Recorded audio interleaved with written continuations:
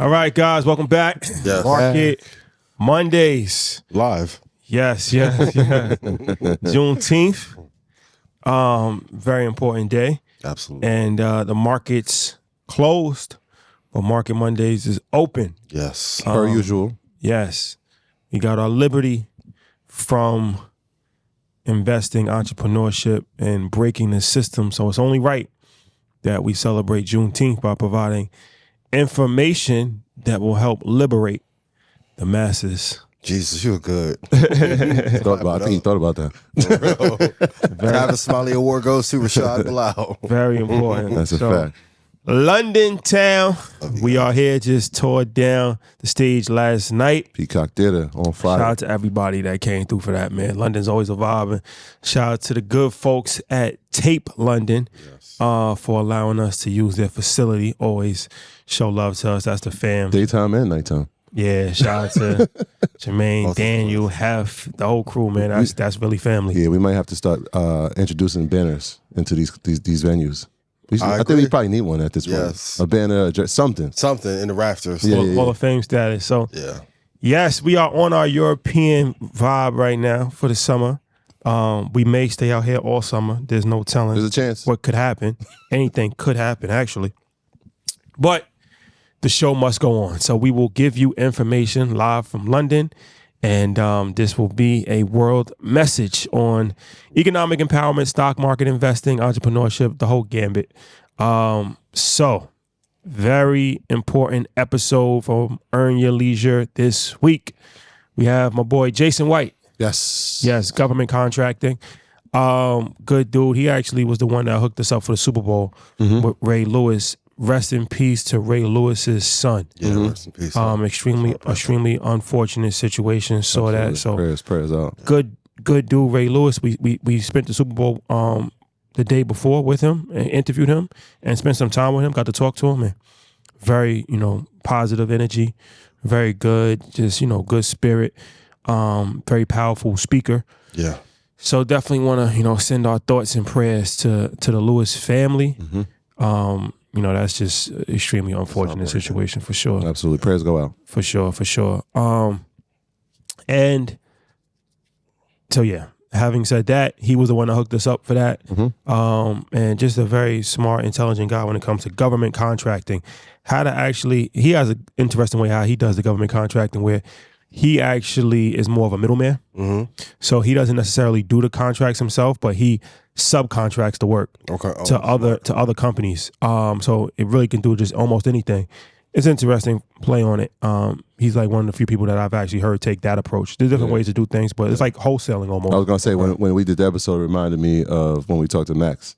He was wholesaling the homes. Very, very similar. Yeah, it's like wholesaling real estate. So check that out tomorrow if you're interested in government contracting and learning how to make money with the government. Government provides the most funding out of anybody. Absolutely. B2G is not talked about enough. I know everyone focuses on B2B or B2C, but that government funding, I'm excited to check this episode out. Billions of dollars for the government funding. And then, of course, InvestFest rolls along.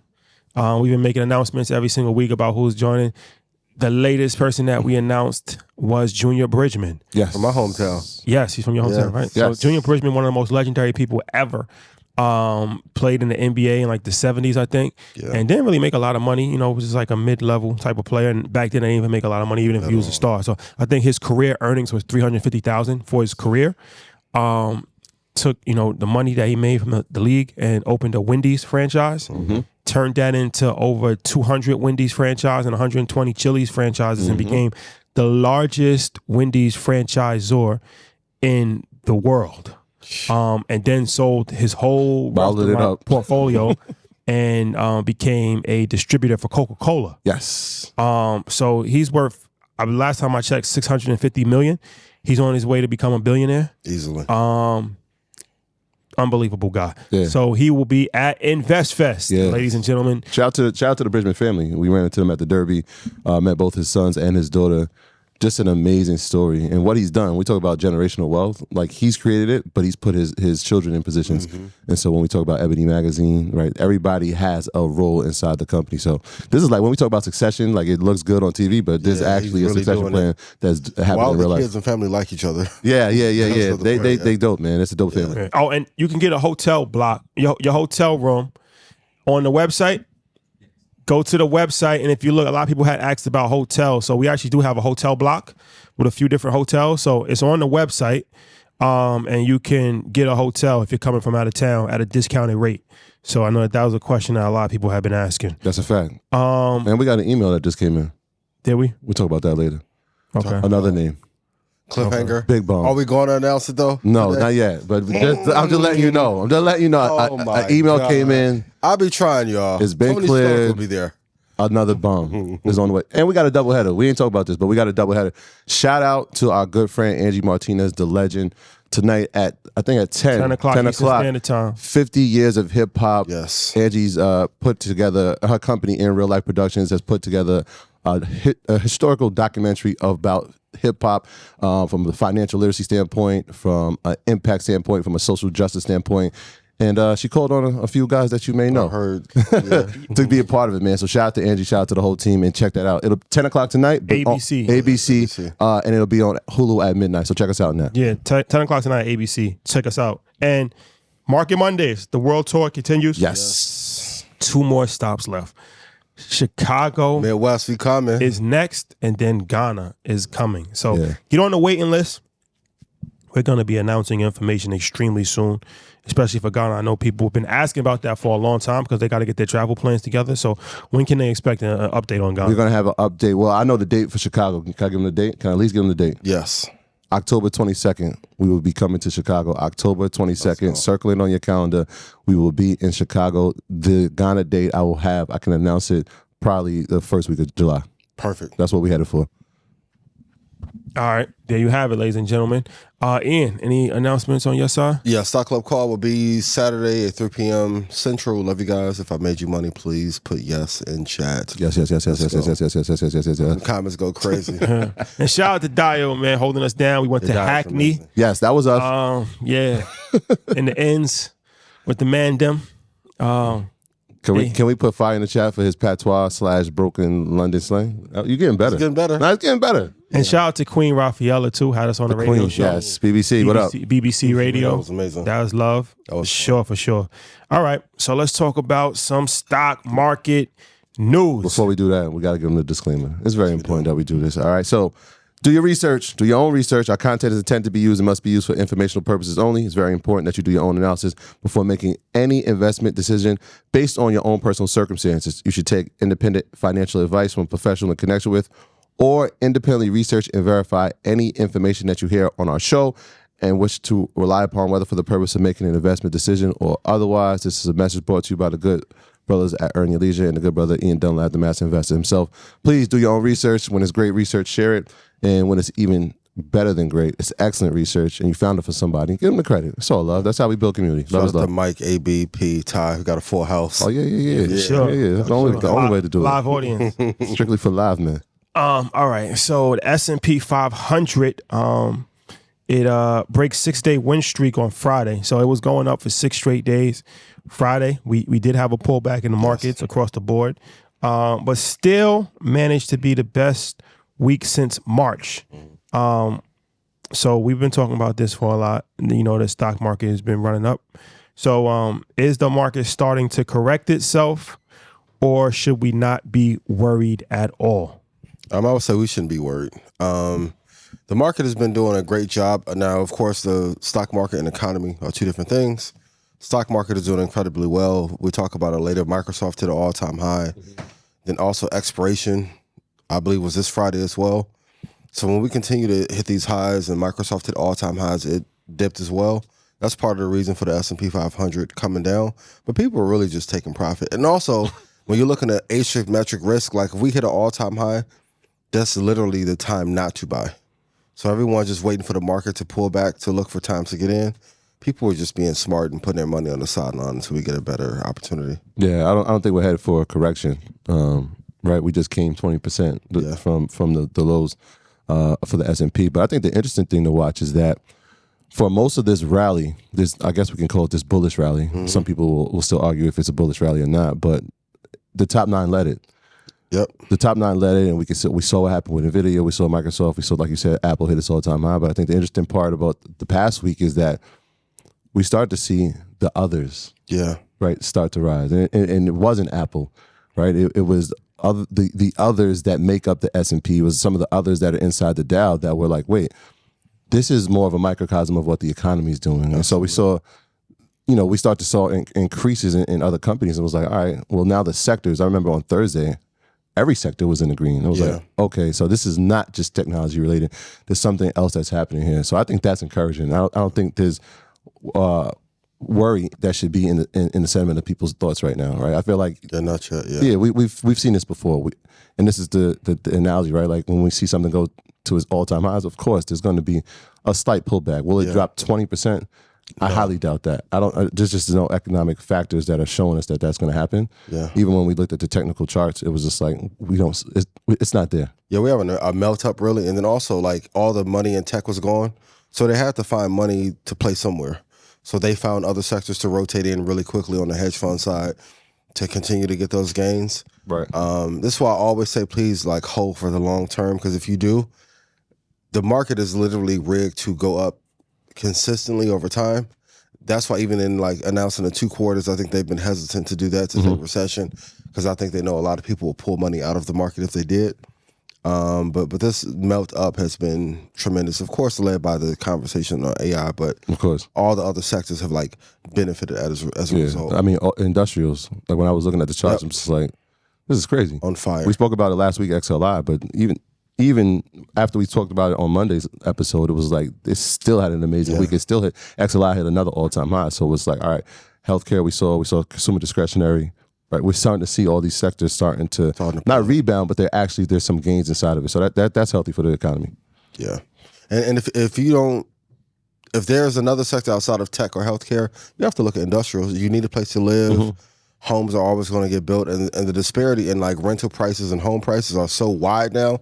It's creating more margins for companies inside that sector. Yeah, I know. That's like a third benefit. There was a few text messages that came across like, Troy, are you watching XLY? I'm like, well, we know Tesla's in there. We can see what's happening with Tesla, right? And we see what's happening with Amazon, which is the top 2 inside of that ETF. But yeah, man, it's encouraging. It's encouraging. So, all right, let's go into this. Microsoft ChatGPT was put into Mercedes-Benz, a few select models, and that helped Microsoft stock. Well, so this is interesting. I when I saw the news, and shout out to you, I'm a Mercedes owner, but they're beta testing it, and so I know ChatGPT is something that you use every day. And I'm like, wait, this is crazy. Now Shadi's not even gonna have to use his phone. He could just talk to his car. Yep. Hey, how far are we to the distance? Hey, what's the update on? Like, think about AI in a different way, because I know as a Mercedes, like I've had Mercedes before, I have one now, but it was like it would just tell you, hey, Mercedes, and it'll answer the question of like, what's the direction home? But now it has the prompts because it has the memory inside of the chips to say, all right, well, he asked me this question before. How do I now respond to this? Now you're talking to your car on a daily basis. And for a lot of people who drive to work, you're in that car every day. And so now it's almost like this is your partner on the ride to work. Now it's a game changer. And so it's smart, right? When we talk about the top 3 or the we used to call it not meta. What I just drew a blank. But when you think about Apple, when we're trying to figure out, are they going to get into the car space? How do they do it, right? Tesla's already leading this. Microsoft, they're not going to create a car, but they have the technology that can go inside of a car. Yeah. Right? So now if you think, obviously they had the investment inside of ChatGPT, OpenAI. Mercedes is obviously a prestigious brand. It comes with the luxury. Now we're in the car market. Yeah. Right? Now you figure the next EV model that comes out from Mercedes, this is going to be equipped with it. So I think it's a brilliant idea for them. Without having all those liabilities on your balance sheet too. Right. So opposed to Microsoft trying to make a car and everyone hating it, it's like, hey, let's partner with this brand. And while they still have like a little micro war with Tesla, like it's a great play. Even I'm interested to see what models they'll launch it with first, but the EQS look like it could be. Right. That's a prime one. Prime player that could benefit from it. So I think it was a brilliant move. Microsoft has been like very quiet strategically in some of the chess moves over the last couple of years, but I do like this move. 2 tech, 2 index, no stress. Fang, that's what I was thinking about. I'm trying Fang, I'm like, wait, what? Fang, right? So yeah, I mean, it's a brilliant move in my opinion, but it's a beta test right now. So they're putting it in 900,000 vehicles. So it might be spread across. It might be part of their C class. It might be part of the S class, the E class. I'm sure it'll be part of the SUVs as well as the G class vehicles, but definitely inside of the electronic vehicles. Yeah. So the ESQ is one, and I know they're putting out the electric Hummer, not the electric G-Wagon. Yeah. So that's something that's going to be coming out in 2024. So imagine what this looks like inside all those luxury vehicles. And who will be the next company to say, all right, we have to incorporate this too? Because once this works in Mercedes, does Toyota and their Lexus brand not say that this is something that we need? Right? So it's not exclusive to it, right? It becomes the technology that becomes proprietary. And it's like, all right, we need to have this in all our vehicles. So it opens up more lanes for them inside of the automotive industry. Thing that's really dangerous about Microsoft too, in like a good way, and I love holding it. They are so quiet in their moves. Like for most companies, this partnership would be like headline news. It's like a blip on the radar for Microsoft. So go your homework assignment. Go research how many partnerships the companies that you hold in your portfolio. How many partnerships do they have? When you look at the ones that Microsoft have, they are pretty powerful, and they're using this acquisition or partnership with OpenAI very well. You think BMW responds? They have to. They have to. I don't know with who. Maybe it'll be with Bard. Maybe Google and BMW will do something, but I think it was well played by Microsoft. Yeah, I mean, I said it last week about ChatGPT. I said this thing is big and it's going to change the world. And it's going to be implemented in a variety of different things. It's not a fad. It's not going away. I know it's not a fad because I use it. Yeah. And I see how it makes my life easier. Way more efficient. So right? it's like I know like this thing is going to only get bigger. Yeah. And then they announced the partnership with Mercedes-Benz a few days later. So I would still encourage everybody, like, this is something that we don't even know the full effects of how it's going to change the world. Is it as important as the internet, you think? Yeah. Yeah. Oh, Yes. yeah. Because the difference is that it does thinking for you. Yeah. So it's like, you can just throw it. Like, let's say you wanted to make a description for a YouTube video, right? And you just throw it random different things that's in the YouTube video. We're talking about Nvidia, we're talking about Microsoft, Like, you just throw it in there and then just say, make a YouTube description. It organizes it in a thought process and puts it together, and that's extremely powerful. Yeah. Like, you know what I mean? Like, that's extremely powerful to actually now. It's like riding a bike with an engine. Like, you know what I'm saying? Like, you still have to pedal. Yeah. Like, you still have to be intelligent enough to implement, input the information and actually read. Because sometimes when you read it, it still is not in your words, or you might have to change it. So it's not like you don't have to do any work at all. Yeah. But it's a performance enhancement. Absolutely. For sure. For sure. So it's this is something, and that's just in that case. So obviously everything else that artificial intelligence is going to do. So once again, the companies that are leading the way in artificial intelligence, you should probably want to invest in. Yeah. And the technology is not going anywhere. It's only going to get bigger and bigger. We saw the 2 richest people in the world have lunch. Yeah, you were just telling me about in that. Paris a few days ago. That's scary. That's the first. We've never seen $500 billion in a picture. What do you think they were speaking about? Troy, you go first. I mean, it's tough. I mean, you got the leader in the EV space, and you have the leader clearly in the luxury space. Yeah. I mean, there's so many brands under that umbrella. It's like, how do we incorporate them into one? Or is there something? I don't know, man. There's so many different conversations, I feel like, right? Like, if we're talking about luxury from a fashion standpoint, right? Does that mean, like, do we see Louis Vuitton leather inside of, I don't know. It's this, you know what I mean? Like, these guys have an opportunity just for themselves, right? We're talking about $500 billion. If they combine to create a new company, or they decide to, like, hey, let's combine to have a mergers and acquisition of this company. I mean, what? This is like world takeover type stuff, right? Them alone are higher than, I would probably say, 80% of the GDP of most countries in the world. Yeah. Just those 2 guys alone standing together. I mean, what are your thoughts? I said last week, a focused Elon is a dangerous Elon. And it kind of reminded me of like some of the riffs that Tim Cook and Elon have had. It looked like I'm going to relationship build just in case if we do go to war, I have a tremendous ally that can help back me. I don't know if they're talking about building a company together yet, but it looked like it was one of those conversations when like Jay-Z was hanging with Jack back in the day. You're like, wait, what's coming to this? And then 3 months later, you hear something comes of it. I think it was like the first step in them like building that relationship to ultimately do something together inside of a year. But it's going to work well for Tesla. Yeah, it's interesting that you said that. Like one of the conversations that we've had before was like, especially inside of hip hop, when we're having that conversation, is like the guys who make it to the top, we seldom see them create something together. Yeah.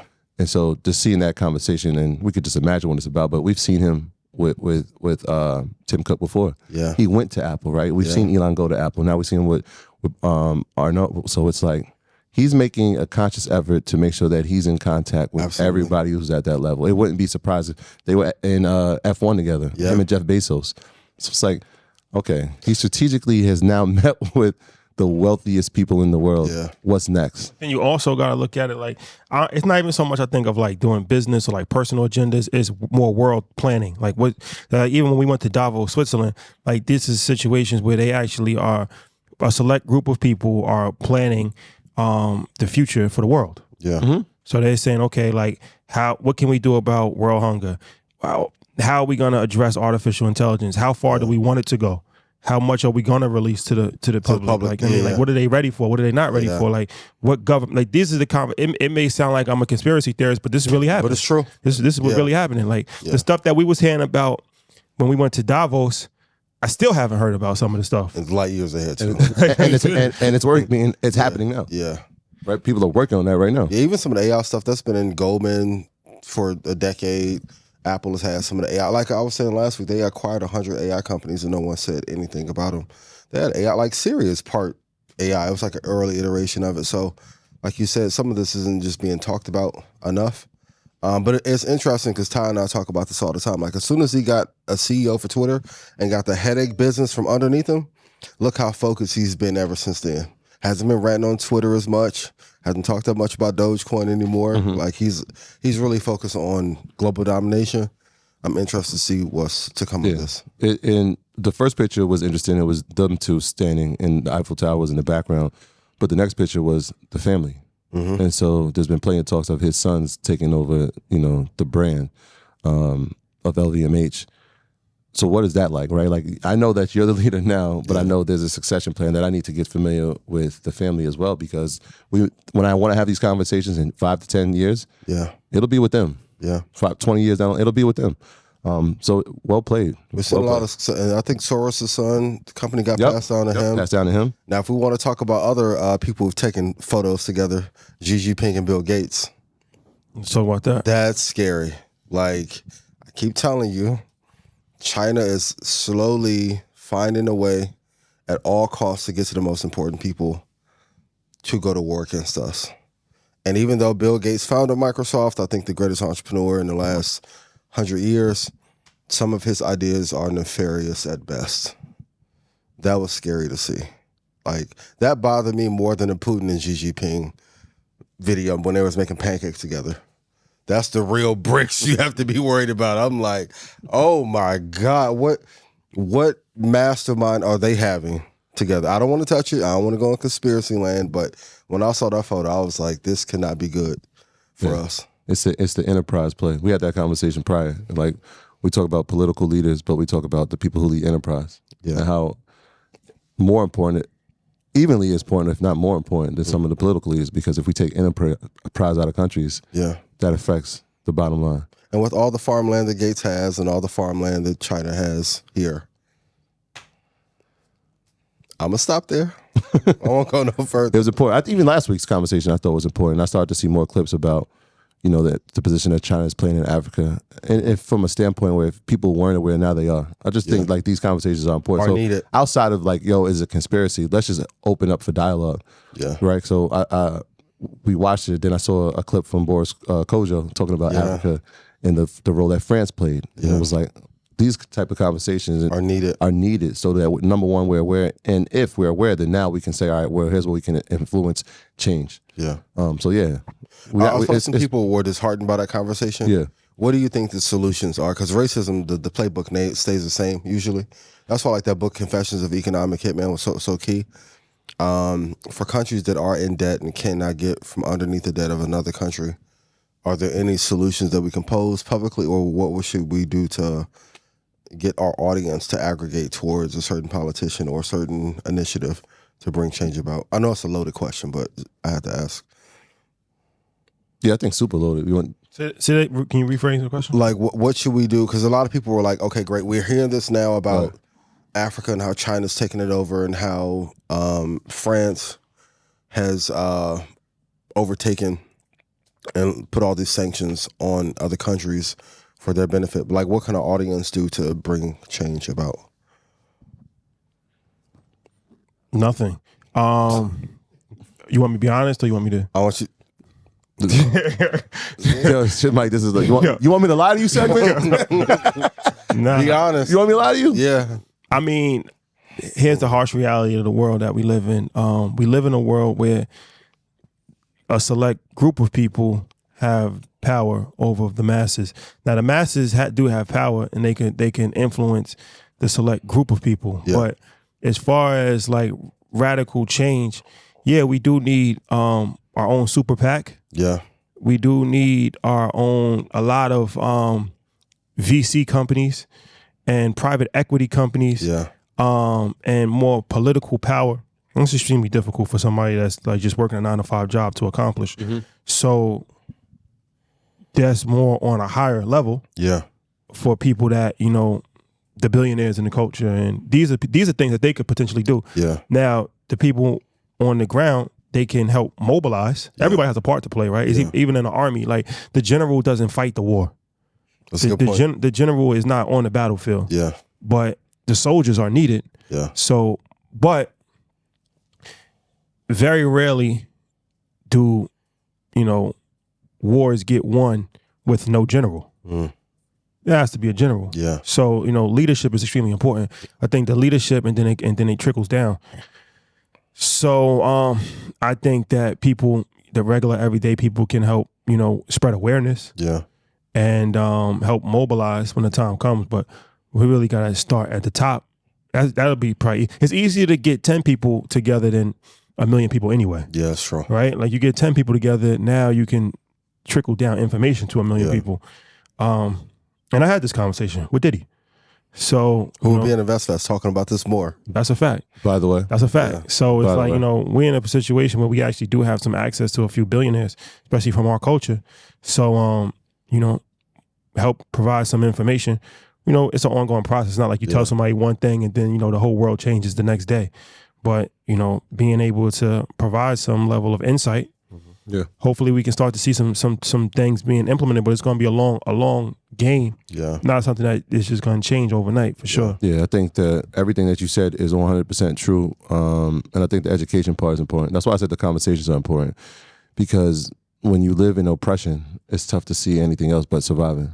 Yeah. Right. So if you have a people that is oppressed, it's tough for me to care about what's happening in another country. Yeah. I'm just trying to feed my kids here. That's a good point. You know what I mean? It's so most people are looking like, oh yeah, that's good, but we face problems here. Yeah. And so how do we combat oppression? Well, number one, unification, but education and information, having a conversation so that we can galvanize around the issue, so that we can be informed about what we want and what we want to see change. But it's strategic. It's layered. It's layered, right? Very like layered. If I keep you oppressing, you won't care. Yeah. It's tough for you to care about what's happening in Nigeria. Yeah. When you can't, you know, get adequate resources for your kid to go to school. Or if the media's funneling all this drama or negativity. You rather watch this. You rather be entertained by some things than actually dealing with what's happening in your own realities before you can see, you know, how this systemically affects the world. And looking at somebody else's realities. Who Jocelyn beat up in Vegas doesn't matter, y'all. Okay. Prayers up for her. Yes, prayers. That was crazy. Charge it to the game. Charge it to the game. Let's talk about AMD launching a competitive chip to Nvidia.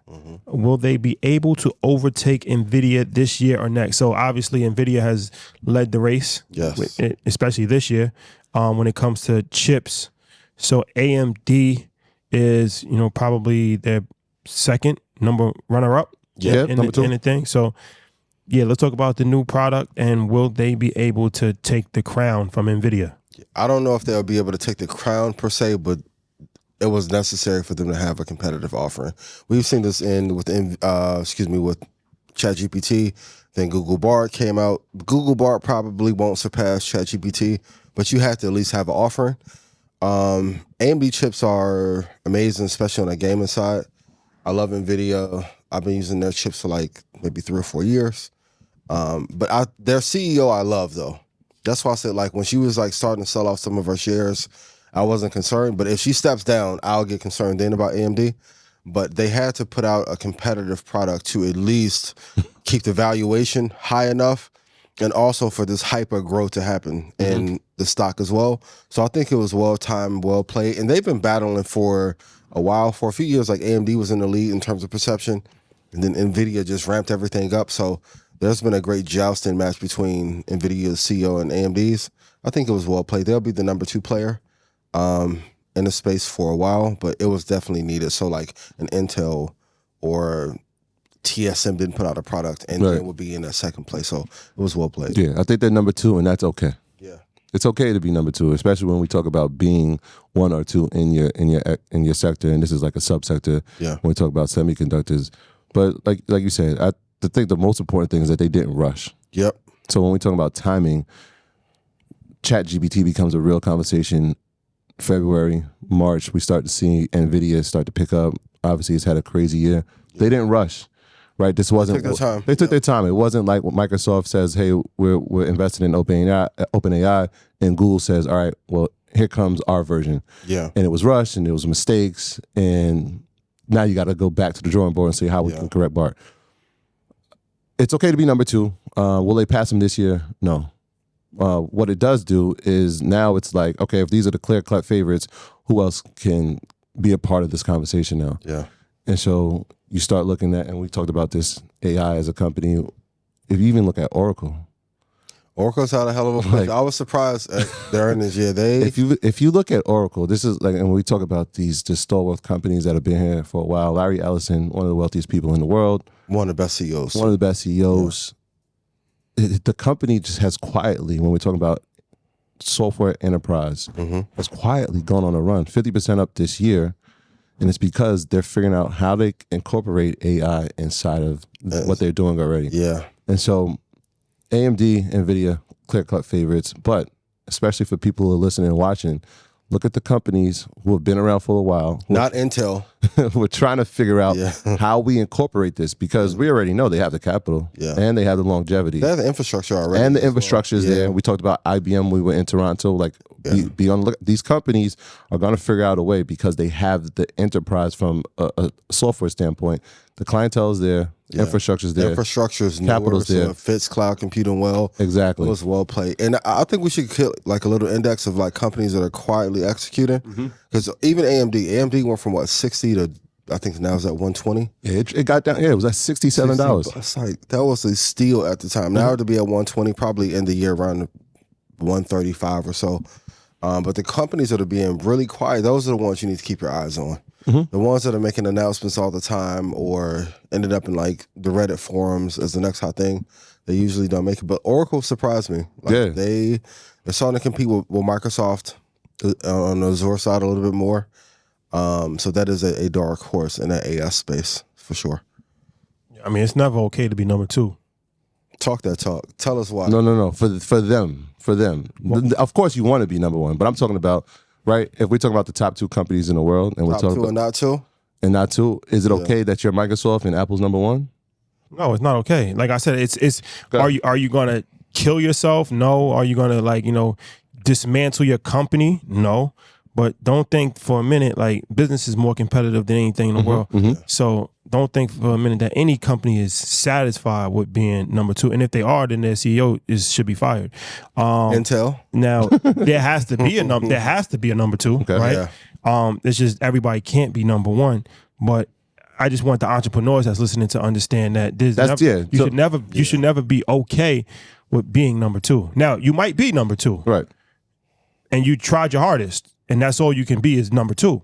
But you shouldn't be satisfied with just being number 2. That's correct. So again, and just so we're clear, I'm not saying entrepreneurs. That's different, right? I'm talking about these mega cap enterprises. So when I'm looking at a Microsoft, and let's just talk about AMD and Nvidia, right? Yeah. Here's what you risk, right? When you are the number 2 in the space, not saying that you should not strive to be number 1, right? That should be the goal. But what you risk is making a crucial mistake that now takes you out of that position, right? And so you try to make something and you rush. That's why I said timing is so important, because they took their time. They took 3 months. They might have been working on a product before they said, all right, here it is to the public. What could happen is that they put something out, they rush it, it goes bad. Now, forget number, you're not even in the top 2 in the sector. You might fall out of the top 5 in the sector, right? So when we're talking about if you're in the top 2, that means that you could be number 1. Your safety, yeah. Right. You've elevated yourself from the rest of the pack. At the highest levels of the world, they're not happy with being number 2. It doesn't matter if you're a local entrepreneur or China, who's number 2, who wants to be number 1. Arguably. Jacket game. Arguably. I read Steve Jobs' book. I understand how he felt about Microsoft. He was very vocal about Microsoft. So don't ever think that just because a company's $1 trillion company or somebody's a billionaire that they're comfortable. Like at the highest level, they fighting harder than anybody to become number 1. Yep. Everybody wants to be number 1. And AMD was a darling for such a long time. 2018, I think their stock was at $27. And they were the darling tech stock to invest in, and now Nvidia passed them. They're going to jockey back. Same way with Kobe and LeBron. Right. And, they've been in the peak position before. Yeah. Right. And they want to get back there. Or they could be Intel. AMD had never been. No, what I'm saying is, right, you make that mistake. Oh, yeah. Intel got so comfortable, and there's a whole bunch of those companies that have just historically gotten comfortable with their gains. Going back to the complacency thing. Because like if you start to slide down that leaderboard, people end up passing you up, and you can't always get that fire back from the retail side or the hedge fund side to one. And also, if the products aren't good, like have any of us in here used an Intel product the last 5 years? Silencio. These are my thoughts, my views. So that's why EYL Market Mondays #1. Numero uno. And that's difficult. If I've made you money, please put yes in chat. And that's difficult to handle. Yeah. And I'm sure a lot of people want the spot, but their work is stepped on. But they've got to be okay with being number 2. They got to be okay, man. You know what I'm saying? This is what I'm saying. You just made my point. Hey, Mike, what you think? And I'm not saying they shouldn't strive to be number 1. But some shit is it is what it is. All information is not created equal. Listen, get rich off your own information first before everybody try and go teach. That's a fact. How about that? Yes. Let's try that one. You want to slide to an argument of 1 and 2? He just been sliding for 20 minutes. Sliding. Damn. Von Bilal over here. Chief slide. So we doing Michael. Let's talk about Mike, man. Michael Jordan. Michael Jeffrey. Billy Goat. Man. The Billy Goat when it comes again to so many different things, man, has done so much as far as culture, sports, business. Just an iconic person all the way around. So he purchased the Charlotte Bobcats. Yes. At the time, they were called the Charlotte Bobcats. 2010. In 2010. Yep. And they were called the Charlotte Bobcats because Bob Johnson, the former owner of BT, who shot to Tyler Perry, he just purchased BT. That's amazing. He named the team, and then they renamed it to the Charlotte Hornets. Well, they named it because after him. That's what I'm saying. His name is Bob. Yeah, Bob so Johnson. he named the Bobcats, and then they bought it. They changed it to the Charlotte Hornets. And which was an existing franchise in New Orleans, but originally started in Charlotte. Yep. And it hasn't really worked out. They haven't really been too good at all. They had a few good years when Kimba was there. Kimba, the early years with Gerald Wallace, Steven Jackson, they made the playoffs, but it's been downhill. It's a great investment for him, though. Yeah. But so he brought the team for 180 and sold for $3 billion. Yeah. Now he doesn't get all $3 billion because he wasn't the only owner in it. but he was majority owner. So he's going to walk away with a nice paycheck. Yeah. So just really quick, so people understand that he bought 65% majority stake from Bob Johnson in 2010. Right. So that was the $180 million investment. Now the reports are saying that it's sold for $3 billion. Yeah. So right, he doesn't get $3 billion. Right. He owned 65% of that. But then in 2019, he also sold shares of it. Yeah. So let's say it got diluted down to 60%. Even with this sale, he's still going to be a minority owner. It's not a. He just gave up his majority stake. So let's say he sold 50% of it. Let's say he kept a 10% stake, 10%. So that means he let go of 40% of his ownership. 40% of $3 billion is still 1.2. That's a hell of a win. That's 1.2. For a team like you were talking about, like not in a major city, and to get this kind of return in a few years. I mean, we talked about it a couple of weeks ago, but Gabe, kudos to him. Plotkin, he's a huge venture capital guy. But also, like, J. Cole ends up being a minority owner. That's a dope part of it, too. And I was like, this is amazing. That's a dope part. Like, so congrats to him. A North Carolina guy. But that's a $180 million investment in 2010 is now worth $1.2 billion in 2023. The power of long-term holding. That's the only thing I thought is like the longer you hold any asset class, the higher the yield is going to be, especially when you factor in inflation. Like imagine if you would have owned part of the Lakers, what the exit would have been. But then also we live in a world where everything goes up.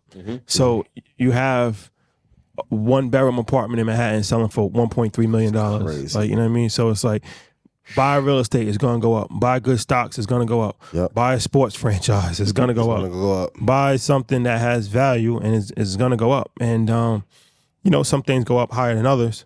But that's just, you know, in the simplest sixth grade explanation. Absolutely. Buy good investments over the course of time, hold them, and you will be able to sell at a profit. Yeah. And there's a difference between the investment and the performance of the team. Right, because people look like they've never been good. Will people going to the games?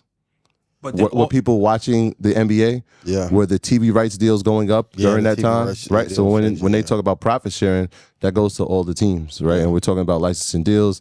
Anytime Jordan's involved with something, I mean, his name alone is strong. But it brings value. This is one of those times where it's like, wow. But then also this goes back to the real estate situation where your neighborhood is more important than the actual house a lot of times. Because like you can have the best house, but if it's in a bad neighborhood, the appreciation is not going to be that much. You can have a decent home and never really do anything to it, but if it's in a great neighborhood, then that house is just valuable just because like the worst home in Beverly Hills costs more than the best home in a middle-class neighborhood, even if it's not even a good home because where it's at. Somebody will just tear it down just for the land. That's true. So it's like the same thing with the NBA. Like, it doesn't matter, NBA, NFL, whatever. I'm tired of lifting up. Yeah, just because you're in a league that has such value and is going up over the course of time, you can have the worst team. Your team is still valuable. Yeah, it's why the Knicks are the number 2 most valuable team. They haven't Which won. Is insane to me. Because where are they located? Where do they play? Yeah. They play in the middle of Manhattan. They play in New York City. I mean, it's primarily, and Madison Square Garden. He owns Madison Square Garden. What would he get for it? I mean, if Charlotte sold for $3 billion, and I think the number 1 evaluated team right now is Golden State, and that's because of the recent history of winning is at like I think $7 billion or $6 billion. I mean, if they ever for New York for the Knicks, I'm thinking we're going double digits. I think we're going double. It's got to be over 10 today. Yeah, over 10 for a sale. Okay. The Suns sold last season for $4 billion. That's a good point. So, right, Lakers. You put a couple franchises in there. Lakers would be up there. Knicks, Celtics, maybe. Definitely the Lakers and the Knicks. I think double-digit billion valuation. And the reason why we're talking about this is really important to know the evaluation of everything. Like first time I went to F1, now I've been watching the races. Yeah. There's some money in those. I'm like, wait, the car costs how much? And the pit crew, certain amount of millions. Like I was playing Hitman with Xander like last year. That was the first time I ever knew about F1. Yeah. So to then go and see the business behind it, like once you understand the valuations of these teams now, they're looking to hold for the same 10, 30-year cycle. It's the reason why you see people fighting to get an NBA team in Las Vegas. Yeah. It's the reason why you see somebody trying to bring a franchise back to Seattle. Yes. Like Stan Hinkie, who just won a championship with the Nuggets. That's great, but that's his NBA team. You know who his NFL team is? The LA Rams, right? Yeah. He won a Super Bowl with them a couple years ago. Hell of a run. He just won an NBA championship, right, in Denver. And now he's looking at, like, what other sports league? He owns the Colorado Avalanche. Okay. They've won a Stanley Cup over the past 10 years. And so he's on a taking, tear. he's just not looking at it like, wait, I have a franchise in Denver. Let me stay in Denver. He's looking at it like, where's the best place for me to own a franchise? So now his next thing they're saying is, like, he's looking to bring football back to San Diego or bring an NBA team to San Diego. Incredible. A great sports town that lost the Chargers. Yeah. Right? They haven't had a professional basketball team maybe ever.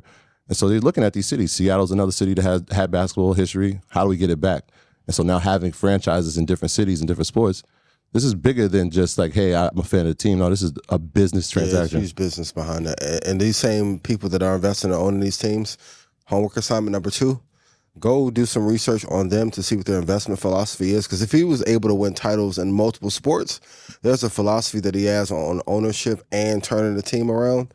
Please go study that to help you in your investment journey so you can print more gains in the market. But James Dolan, he's probably one of the best in business that we've ever seen, because the Knicks, the Rangers, but Madison Square Garden. Yeah, absolutely. He owns Madison Square Garden. Yeah. So, I mean, you can say what you want about him, but my commentary is only the Knicks. Not no, I'm just saying. Yeah. A lot of people, a lot of people don't like James Dolan. True. But I'm just saying, Madison Square Garden. Can you even put a price tag on that? The world's most famous It's publicly arena, traded, right? huh? Yep. Yeah, it's Publicly publicly traded. That's what I'm saying. Yes, it is. But I'm just saying, like, if you Yeah. just had, like, it's like Madison Square Garden is such an iconic That's a venue. huge Like, win. it's Yeah. He's making money when the Knicks don't play, and he's making money when the Rangers don't play. Yeah. Because when they're not playing, there's a concert in there. I couldn't get into that hairstyles concert to save my life. he's the CEO of MSG. Yeah. He's the owner of the Knicks, the owner of the Rangers. Yeah. So I mean, he could do nothing else for the rest of his life and He's just good. Yeah. and just be super good just off of that alone. That one building, just that one building, Yeah, he got because everything. even inside of that building, that structure, you got Penn Station. That's So now true. that translates into another vertical, right? It's a, like you said, it's publicly traded. I don't even think people really know that, but Yeah. yeah, it's publicly traded. So he's gonna make money regardless, which is kind of why people detest him, because it's like he doesn't. If they win or not, It doesn't don't really matter. Yeah, Like, it really doesn't matter. for Knicks fans, I know it sucks, and shout out to all the Knicks fans, but he's gonna make money regardless. Yeah. Is there any companies outside of that 9 or 13 in the S&P that you're looking at that you think could rise over the next couple months, or is just really like the 9 that you're focused on? I know it was a sidebar question. But Sidebar. yeah. I know the geopolitical situation with Taiwan Semiconductor, but I just still like them. Yeah. It's just one of those companies that when I look at from a standpoint of how can I get into AI, Yeah. if AMD leads or if Nvidia leads, that's great. Yeah. But somebody still got to make those chips with them. Yeah. They do not make chips, Yeah. right? So If they didn't have that geopolitical issue, they would be number 1. right, like so that Yeah. I mean, out of the top 9, that's and I text Shai the other day, like that's my next. I mean, I did it, but that was like, yeah, I'm going back into TSM. I had some shares, sold some shares. I had some calls. I go to calls, but just looking at the way that AI is playing out, and I told you from day one, like if that's the way, if those two are leading, who's making it for them? Yeah. And then who helps make the chips for TSM, right? So when I look at ASML, I'm like, okay, I get this whole. All right, I'm looking at that. TSM is probably one of my favorites. Yeah. So let's get into the biggest mistake you've made in investing and trading in 2023. For me, it's two. Well, in trading, I would say not putting on enough size, and then not always structuring a trading portfolio. So, like a lot of times, Todd just tried to pause you just now. TV time. Okay. On investing. On to the next one. Jay-Z, Swiss Beat. Shout out to Swiss. Check out the interview that they did with Swiss. Never mind. Thank you. TV time out. This is the need for great partnership and good counsel, right? My biggest investing mistake, though, definitely is not. Even this year, I would say I haven't put enough money into the market when I should have. Like I put a lot in, but I probably should have put like 60, 70% of all money that came into the business into. I did the calculation the other day. I was like, damn, I could have bought a few buildings. Maybe not in New York, but Weehawken or something. I could have grabbed a few buildings. So knowing like what percentage of revenue to put into your investments, I should have did 60 to 70%. I was around to like 30 or 35%. So that was my biggest mistake of 2023. And when we have like a pullback towards the end of this year or next year, I'll be correcting that. Thank you, Ty. I appreciate that. The good counsel is important. I was about to go crazy too. You knew it, right? I think my biggest mistake, and I'm sure people have made this, and it's okay if you have, is letting a stock or a call weigh down your portfolio. Got you. And so I had Square. We spoke about Square a bunch of times. Yeah. Had a call in it, and it didn't work. It didn't pan out the way that I had anticipated, and I never sold it. Yeah. It just was weighing down my portfolio. It's tough. Like even when you have great days, you see a lot of green, but just that red. Be blaring out. It's just there. Yeah. Like from a psychological standpoint, it's like, damn, why not just let it go? Just let it go. So I think over like maybe 2 or 3 weeks ago, I was like, you know what? I'm just gonna let go of this out the portfolio and let everything else just be positive. Yeah. And it's just one of those things from a psychological standpoint. When you go in, it does make a huge difference. It makes a difference, right? Rather than having it weighed down, it's like, yeah, what are the chances that it rebounds to this level, right? Like if it dropped 100%, it's going to take 200 to get back. Yeah, is that likely? Probably not. 300% for your confidence to be back where it was too. So sometimes just saying, all right, at that point I didn't have a stop loss on it. All right, well you didn't have a stop loss, but you are watching it just beat up the portfolio a little bit more than you'd like. Let it go. Yeah. And so doing that, not letting something weigh down your portfolio is probably the biggest mistake I made. Yeah. Rashad, what about you? I put the same thing as you, probably. Just put more money in, especially at the bottom. Yeah. There was a lot of great buying opportunities for sure. Yeah. So definitely. Okay, moving along. Are bonds almost safe to buy? Yes, but I still wouldn't touch them. Like there's something, like when the collapse was happening in 2008 and no one was saying what was going on. There is something going on in the bond market, which is bonds are supposed to be the safest investment ever. The bonds have not recovered from 2020 tops yet, like those drops they've had. So technically, we are at a technical level where it should be safe to buy, but I don't hear Druckenmiller, Buffett, like Soros. I don't hear anyone saying that they're starting to deploy capital in the bond market.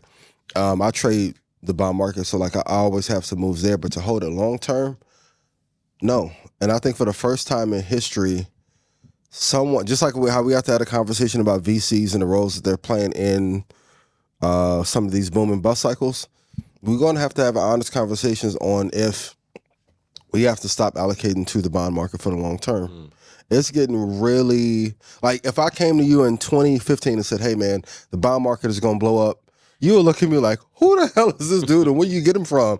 Bonds have been underwater longer for this period than I think that they have maybe in the last 30 or 40 years. And no one is saying why. It's like the house is on fire and everyone's like, just ignore it. It's fine. Come in the house, have dinner. We're going to chill, watch Netflix. Check out the new Black Mirror. The first episode is really interesting. Netflix and chill. Yeah. Season 6. Are you still watching? But I think it's really fascinating that no one has said anything. And I think, I'm not going to say we're in the midst of a bond collapse, but I am having some concern there. Let's talk about this. This is a big one. Eli Lilly, my baby, has reached all-time high on Thursday. Yes. Right? And you've spoken about Eli Lilly a lot. Love her. As far as the healthcare industry, and we've spoken about healthcare industry and why that's important to invest in, along with technology. So Eli Lilly, I think people understand that that's probably something that should be on their radar. Mm-hmm. But what are two other companies in the healthcare space that you believe can be rock star stocks for the next decade? I really like United Healthcare. Oh, that's crazy. See? I wrote that down. Come on, Yeah, go ahead. And Stryker. Okay. So, see me and Shotty on the leather jacket vibes, right? Man. Me and Trey on the United Healthcare and Stryker vibes. I'll give a different one then. But if the answer is right, this is a great thing. Like, if a great investment is great and we think the same, we're on the right path. Like, I love when, like, after 3 or 4 months, like a bigger analyst to come out and say, hey, like I love Nvidia as well. It just kind of confirms. But if I'm looking as like a holy trinity, I would do United Healthcare, Stryker, and Eli Lilly as the lead. For those of you who don't know, if you ever been to a hospital, if you ever been checked in, the bed that you lay on is a Stryker bed. They have a monopoly on beds in most hospitals. So them, United Healthcare, and Eli Lilly, although their legacy plays, I think they'll get bigger as obesity crisis get worse, our health pandemic becomes worse in other areas. I think they'll be the benefiters of that. Yeah. United Healthcare is interesting. So when we're looking at the word rock star was there, so I'm like, well, that's more like a Bon Jovi type rock star, right? True. It's just been here for a long time, and it's going to be it. But one that I found interesting was, and most people probably don't think about it, but visit it all the time, CVS. Okay. Because if we talk about market cap, it's probably not in the top 5. But if we talk about revenue from the healthcare space, it's number 1, right? Really? Yeah. And so when a stalwart, and it's one of those things like, interesting. Okay. You see what I'm saying? Yeah. And so when you look and you're thinking about the landscape from the real estate standpoint, I mean, which neighborhood doesn't have a CVS? Yeah. They're everywhere. Yeah. But they just become part of your everyday life and you don't think of it. But they bring in so much revenue from the healthcare business, whether it's from prescription or having pharmacies inside of their stores, which was a great plan. Localizing medicine, right? Because now if I go to the doctor, they can send it to my local CVS. I can pick it up or it could be delivered to my home. It's a great revenue model. The only thing that concerns me is when Amazon comes into the space. That's the big, which was one of your stock picks of the year. Yeah. That concerns me a little bit in the healthcare space. So I guess it would be like double fold, right? It would be CVS if we're just talking inside of healthcare. But if we count Amazon, I think that's the rock star, because if we're talking about the infrastructure to have things brought to your home, they already have the address. Yeah. You're probably already a Prime member. Yeah. Imagine if that gets put together where it's like I left the doctor's office and... You think they'll buy CVS? Not right now. Got you. Not right now. But that is a concern, right? Yeah. Because they can give you directly to your home. We don't have to have the pharmacy anymore. It goes directly from Amazon to your home, and that might be a 2-hour delivery. So that's concerning. But I think CVS is one of those people should watch. Amazon went from 85 this year to 125. It's a nice run. Whew. That is a nice run. Shah, you have any healthcare companies that's on the horizon? Apple. Top healthcare company. The jacket gang. 20 years, for sure. Yeah. For sure. Yeah. Apple will be a major player in the tech space. Yeah. But in the healthcare space. But that I think you have to look at technology companies when it comes to healthcare as well. So all of the chip companies will benefit from this. Absolutely. For sure. When you talk about blockchain technology, shout out to all the crypto enthusiasts. Y'all be on our head movement. yo, Jesus. Crypto now don't want to come save us. We're advocate. But I look at the healthcare industry a little differently. Like, of course, like the healthcare providers, yes, very important, for sure. But I'm more excited about the technology that's going to change healthcare. Yeah. And I feel like, AI. I was actually I sat next to a dentist on a plane. Okay. And I was asking him about AI. Mm-hmm. And I said, how do you feel about AI? His response kind of was surprising. Because I would think he would be like, well, it's never going to be able to replace a dentist because he's a dentist. Yeah. And he was like, the human aspect of dentistry is still going to be needed as far as to have a conversation with a patient to, kind of use your judgment per se. He said that's still needed. Yeah. He said, but as far as oral surgery, he said, we're using robots right now. It's more efficient. Yeah. It's better. Yeah. It's more precise. Safer. It's safer. And it's going to be cheaper for the long haul. So, and then I spoke to a doctor yesterday and asked about it. Her response wasn't as enthusiastic about it, but I feel when you're talking about artificial intelligence, this goes back to the AI thing. Yeah. Healthcare is going to be one of the biggest industries impacted by artificial intelligence, robots, different things of that nature, because think about how much money is spent on medical malpractice. Yes. Billions of dollars from surgeons making just bad mistakes or you might being overworked. Yeah, overworked, tired. You might have a twitch in your hand and cut somebody's artery open. Like, you know what I'm saying? Where a robot can just go in, put something in you, take something out. very small precision, don't have to cut you wide open. Yeah. So I feel like the technology companies, and especially the ones that, you know, focus on enhancing the medical field, which we'll still have to see. But research, because these are the companies that'll probably benefit the most in the healthcare space for over the next 20 years. Yeah. So that's my theory on it. You went with the 20-year plan. I love it. I mean, just like we had globalization of economies, we're kind of seeing like the same thing in the tech sector. Everyone's crossing over. Like there isn't clear-cut sectors anymore. And that goes back to not wanting to be number two. Like you have to find ways to innovate to then be, even for me, I just wanted to invest. Like if I got the best returns, I get the hedge fund, da-da-da. So I was like, better get your ass in front of that camera. More people need to know you. So like you learn to add things to your bag of tricks to be able to grab market share, and every company on earth is doing it. I'm really interested to see if Tesla enters that medical services or like ambulance space in a few years, and what tech they'll have on there on board as well. Like Elon, if he can stay focused like this these next 4 years, he's gonna put pressure on a lot of companies. And he looks at peace. That's another thing I look at. Like most CEOs that I love, Tim Cook's never rattled. Like Elon was looking rattled for it because he has so much on his plate. He looks at peace right now. And then we all know, like when you have like a peaceful state and you can just think clearly, man, the world is up for grabs at that point. What's the best advice that you've received from a guest on the show? Mark Cuban, when he was on, go watch the episode like 4 times. There's 2 people, Bonawyn and Mark Cuban. So Mark Cuban, when he talked about investing in the Russell 2000, having a few tech stocks and hedging with futures, that's when I was like, I got it. I got the game. But secondly, Bonawyn, when he was telling to use the VIX and divide it by, put it in chat, by a certain number to know what the percentage move is going to be on the S&P 500, I was like, that boy is different. Because he technically gave a hedge fund level strategy to us as retail investors that I don't even know if we were supposed to have. So that was most impactful for me. And from that, I started cutting that number in half to determine what my stop loss should be, so I'm not being whipped out early. So like that was like reasonable doubt to me when he dropped that bar. I was like, oh my God. Bottom, you gotta come back on. You need to come Market Mondays live. Ghana, Chicago. It's long overdue. You know I love you. Please come back. We need your genius again. It's been a minute. But those are the 2. What about you guys? Advice, I would say one of the most impactful segments was, Bonawyn was up there, but probably Steve Leisman.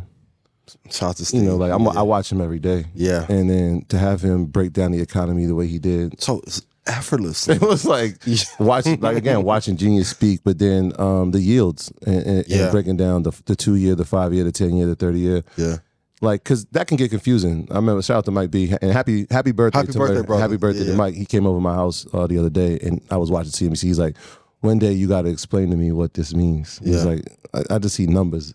Yeah. And I was starting to teach him about the yields and what that means, and, you know, having a higher percentage at the 2 year is not what we really want. And, you know, you want, and it made me think back to Steve Leisman's episode, and even talking to him. Like, we spoke to him for 40 minutes before he came on the show, but it was just like, that was so impactful, because it was like, sometimes you watch somebody teach something, and you're like, oh, that's how I can simplify it for people. And that was one of those for me. Yeah. What about you? Mine's was, so Tyler Perry, it's not Market Mondays, but Come on, man. Tyler Perry at InvestFest. Oh, he went crazy. So the thing about the Tyler Perry speech is that it was never put on YouTube, and it never will, because some things you just have to be able to experience in person.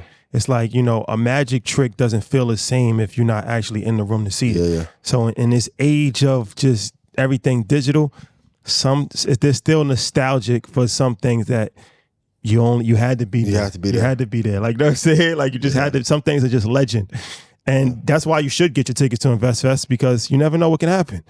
Segue, God. But I'm gonna play it. I'm gonna play it. I'm gonna play it. Hopefully, you can catch the audio. I'm gonna actually play it. I had 1 or 2 choices. I could focus on the people and the success and the people who loved it, or I can focus on the naysayers and haters who don't really give a damn anyway. You know, right? They're not there to support or to champion. They're there to be what they are, haters and noisemakers, right? But what is most important, and I want you to hear me in this, I had a goal. And if your eyes are up there on a goal, like right now I'm looking up at the top of the ceiling there, I don't see what's going on down here because my focus is there. And when you have noise and naysayers and people, and I've had a lot, I'm sure you have too, who are telling you what you can't do, or this is not going to work, or you should be better, or you should do this, or you should do that. And the goal is to get to a place where you are financially stable, where you can open a studio, where you can hire all of these people. If I had taken my eye off of that for 1 minute to stop to argue with this person, or stop to defend myself with this person, or none of that was something I was willing to do, because in order to take my eyes off it, I would miss something and have a wreck. It's like driving a car 80 miles an hour. You're looking down at your cell phone, you're gonna run into something. Keep your eye on where you're going. Let people say what they want, that's okay. You don't have to answer to everything. And let me tell you something, the hardest thing to do when you have success is to keep your mouth shut when people are saying all kinds of BS about you. That's the hardest thing to do, because I was about to say the N-word, but I'm a guy from the 3rd Ward in New Orleans, and I can scrap with the best of them. But to keep my eyes and my mind and my focus on what God has for me has always been the goal. And I promise you, the very ones that were saying all of those things have come back around to say something else. Gotta be patient. Gotta be patient. And I had to go on stage after this. So they delivered a classic, didn't I? That's powerful. That's a fact. So I got a question for you now, right? Because that takes growth. And so my mind, like, you always like, yo, Troy, why you always so happy? I'm like, yo, literally, this is exactly how I vision. Like, I do not pay attention to any of it. Yeah. Sometimes it has to be brought to my attention. So how do you grow to that point? Because I know sometimes, like, we have conversations and you're like, nah, I'm about to strike. We got to strike back. Maybe I got to hit back. And we always like, it's not, let's take the higher road. But is there a growth, like, or a maturation that gets you to that point? You got to stay focused. It's 48 laws of power, and you do destroy completely. Yeah. But it's in due time. And you kill an ant with a sledgehammer, but that might happen tomorrow, or it might happen in 5 years. Yeah. But it will happen. Charlemagne said that it kind of pairs with that. You can either focus on the industry or the people. Like, my thing has always been focused on the people. Trust me, it'd be some days where it's tough not to say nothing back. But also, like, Todd told me, he like, yo, just whatever they say and take it as feedback and pivot. Use your Tai Chi. And that's what, even like with Sniper, somebody was saying, oh, you don't give enough. I'm like, okay, let me give Sniper away for free. Cool. Like, just help the people. The truth never has to be defended. That's one thing I learned. Like, the truth never has to be defended. The real is always going to prevail. And, you know, some people could be misguided by false information or, you know, propaganda, different things of that nature. But if I lost you, I never had you to begin with. Shout out to all my exes. Shout out to my current, hey, baby, I appreciate you. and yeah, you know, the truth is not something that Your boy funny. the truth is not something that has to really be defended. So that's what Tyler, I think that's what he was saying. Like, you know, the hardest thing to do is keep your mouth shut when you want to kind of go back to different. And he showed it, like, from that moment, because I was asking him after, I'm like, what is he working on? He was like, I don't know. Then he buys BET. Yeah. It's like, that's huge. But he also said it's not the easiest thing to do. I know. And I know y'all, right? Yeah. So I know it's not the easiest thing to do. And so that's why I'm interested in, like, because some people are looking like, nah, I got to. Like, was there a moment, or was it a growth process? It's about having discipline. Yeah. Like I said, there are times to strike. It's like war. It's like war. Like, you just don't, you know, go out and just do a kamikaze mission. That's not the best way to go about it. You're going to get yourself hurt, and other people that's around you hurt as well, and just cause a lot of unnecessary friction. But, you know, you sit back in the cut and you see, you know, when the time is right to, you know, address certain things or strike or do different things. But ultimately, like, you know, it's just like, I just keep getting bigger and bigger and just growing. Shout out to Lenny S and that Go Couch. Like him. Like, you know, people was criticizing him about the movies he was making and, you know, the Chitlin circuit and all that. He just like, I'm just going to do this. I'm going to get the studio. I'm going to get this. Now I got BT. Now I got VH1. Like, and they still spending time talking about him. And he going to be up 10 billion by the time it's over. And they still going to be in the basement, still, you know, making videos about him and talking about him. So in this case, who's the loser? Yeah. And what we feed is key. I've learned too. Like if we give attention to the negativity grows. But if we focus on those who are actually like putting in the work and getting the results, we grow more of that community too. But it was inspiring to hear that talk because I was backstage listening. I'm like, damn, I gotta go on after this. Like, wait, what? Even Steve preached a sermon as well, but even using all that as motivation to see how focused I was watching Celebrity Family Feud before I was on the flight, and I'm like, man, he is like really killing like in all areas of life. Yeah. And to see him, Tyler, Jay, even LeBron, the post on Instagram, he's been in Europe. I mean, Jay said it in '96 when he was like, if you shoot me, you're famous. If I shoot you, I'm brainless. What's the nigga to do?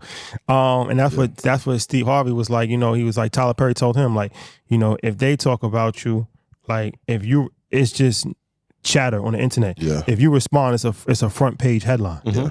That's the difference. Like people want you to just say their name so they can actually have some level of.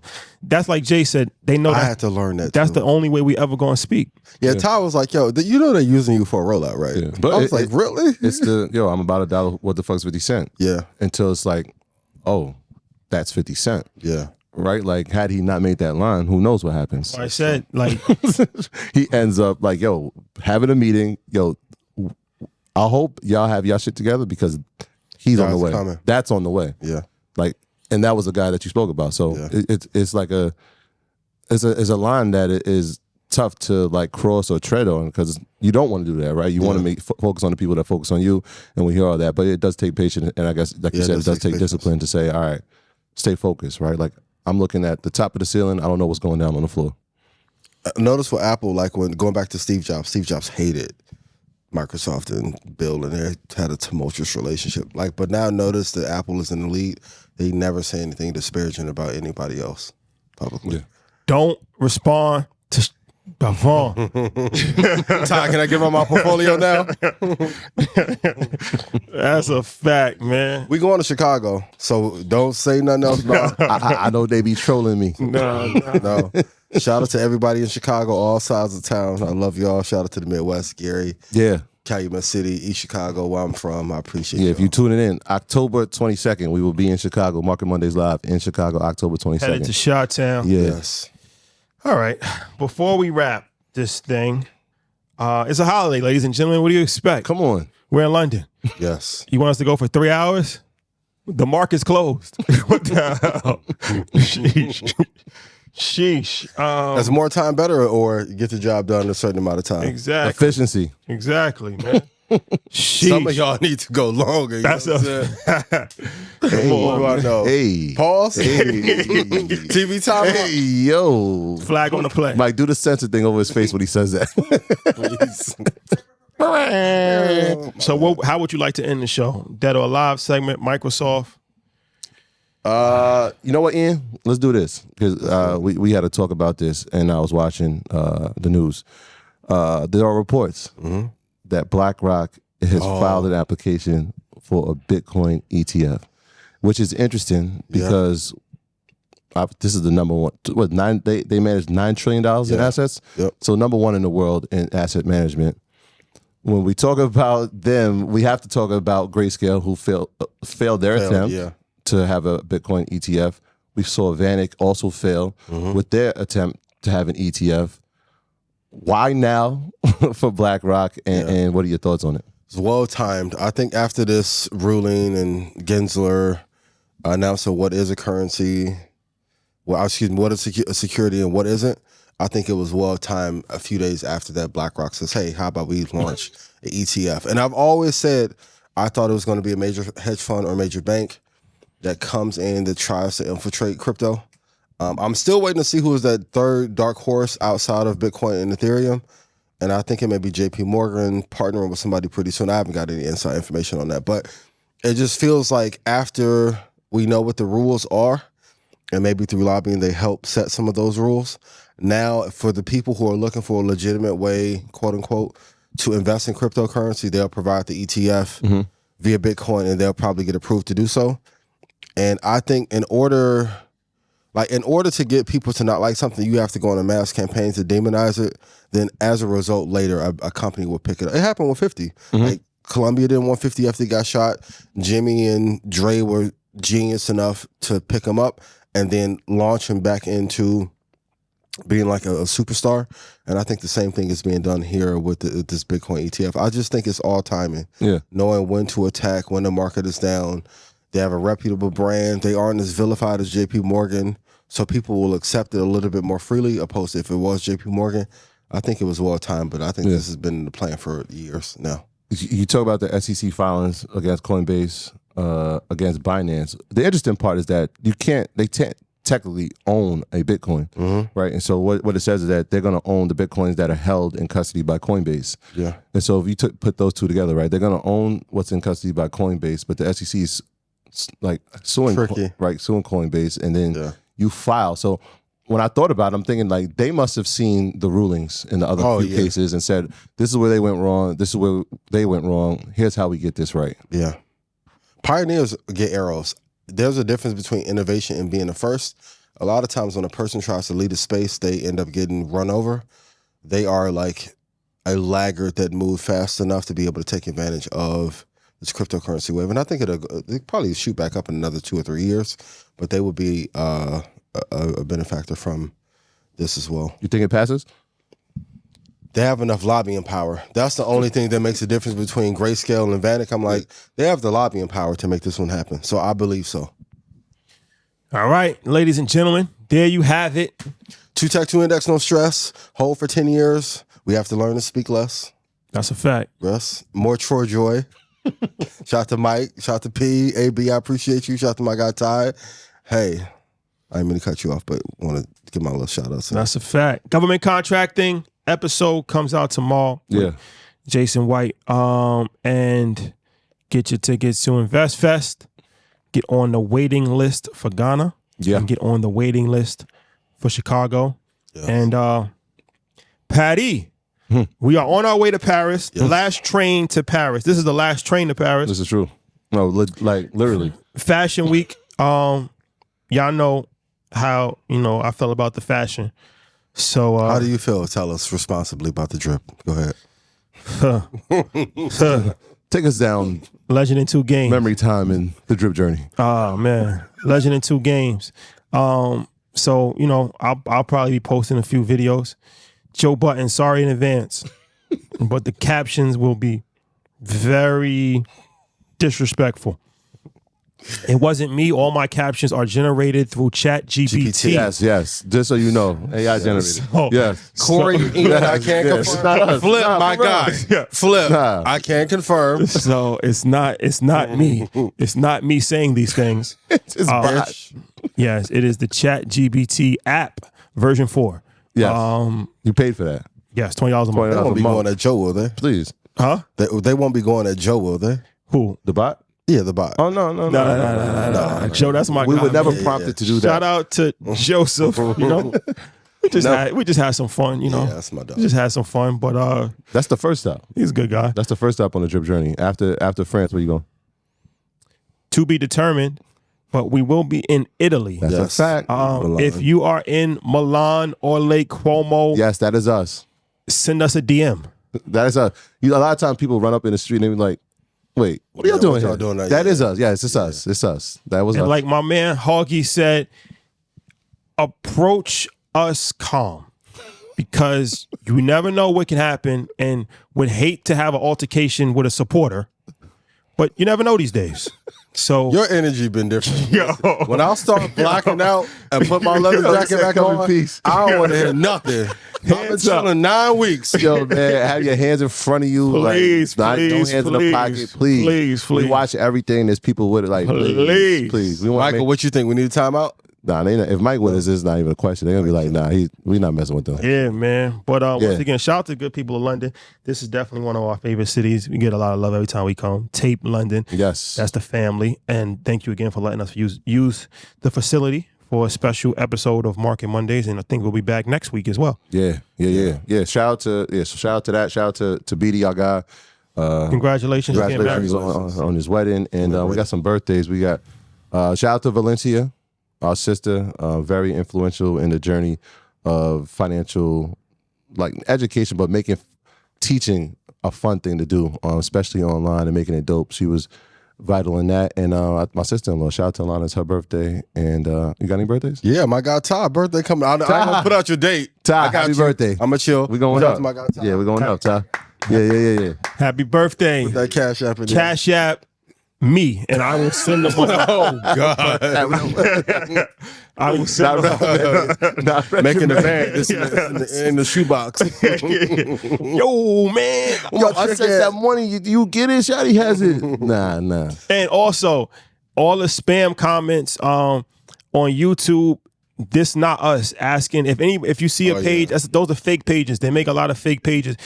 Facebook has been going crazy recently where people they send DMs to people. It'd be like earn your leisure with like one extra in. Like it's very confusing, or it'll be like an extra space. Yeah. So it looks like, if you just like looking at the naked eye, you're not really paying attention. It's like, hey, you start a conversation with somebody, then it's like the next thing they ask you for $500. So don't get ripped off. Yeah. That's not us in the DM. That's not us in the comments. We try to do our best. As soon as we see a page, we report it, but it's difficult because once you report a page, a new page pops up. So hopefully the platforms can do a better job, policing it with AI. They should be able to. But just be careful. Like I said, YouTube comments, that's not us. In DMs on Instagram or Facebook or any other platform. And you in Telegram to send you Bitcoin. Listen, we have never, and we will never, and I'm going to speak for everybody here, we have never asked for money from anyone on the internet, nor will we. If we ever announce that there will be money that we're asking from, it'll probably have the word series in front of it. Just so you know. Please, that's not us. And that goes for everybody in the space. 19 Keys. I know he got like 1 million fake pages. Not him either. Ian, I'm sure he got a bunch of fake pages. So just be careful, man. Like I said, sometimes you could just, not even know what's going on and just think something's happening. But that's a very something that's happening a lot. And so just be careful. Yeah. Not us. Final homework assignment of the night. Outside of the 9 companies in the NASDAQ 100 and S&P 500, which 4 do you think could lead over the next 3 or 4 years? There you go. All right, guys. Thank you for rocking with us. Tapping them all. We'll see you next week. Love. Peace. Peace.